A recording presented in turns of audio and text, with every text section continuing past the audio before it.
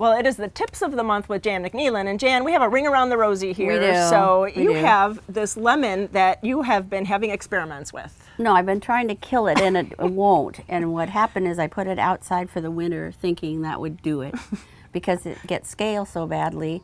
And I didn't want to winter it over in the house with the other stuff. So I just put it outside and I thought it would die. But then the leaves looked really good. And then the leaves, then I thought, oh, great, because the leaves are starting to curl. So that means it's going to die. And instead, look at all the new growth. I cannot believe how much new growth there is on here. Well, we're going to be making limoncello with you next year. Something. So I'm going to cut off some of the affected bad leaves, and there's some that have got root weevil damage and some slug damage on it.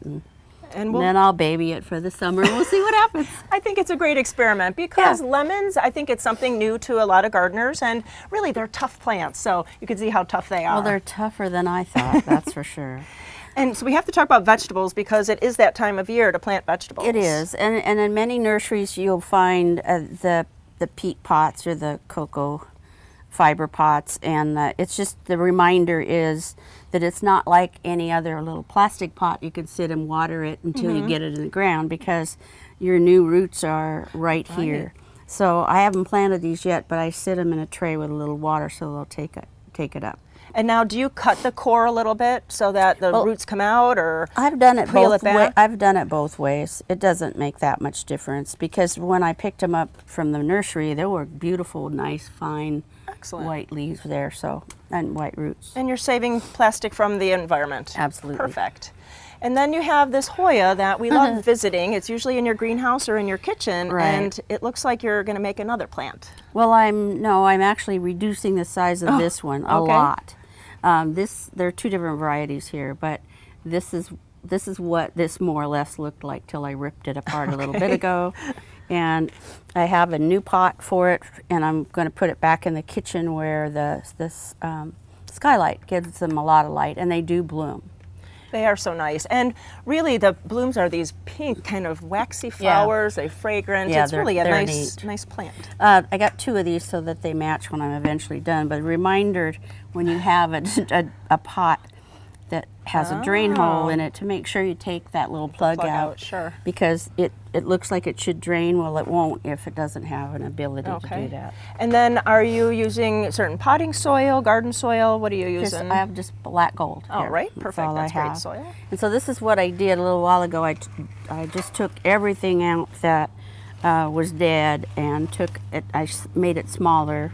And so what I'm going to do is put these stakes in and put more potting soil over the top of this, cover it up, water it well, and then start wrapping it again so that it'll be up and out of the way, and we'll see.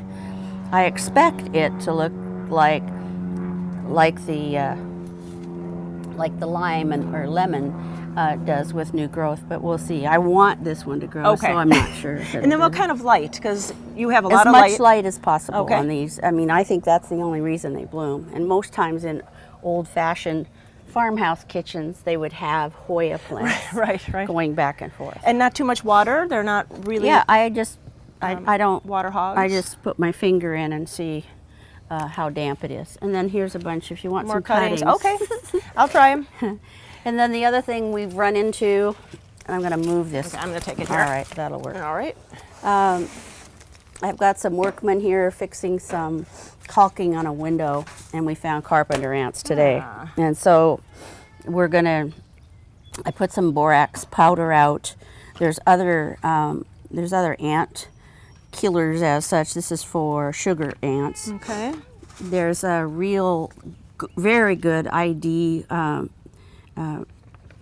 extension publication from Washington State. Okay. And it was not hard for me to identify them as carpenter ants. And you can go online too for the OSU bulletins Absolutely. too. Well, even OSU, we use this one a lot. Okay, sure. Yeah. And you were saying something, there's a chat line with OSU? There's Ask the Expert. Okay. So you can go on the Master Gardener website and it'll say Ask the Expert. You can go on and ask a question and get an answer from maybe a plant specialist or extension agent or a really highly trained master gardener. Oh, that's really good, because sometimes you're thinking, oh my gosh, there's no answer to this. Who am I going to call? That's a great thing. Yeah. Wonderful.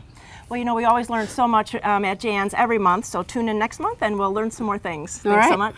We'll see how it's all going. Yeah, definitely.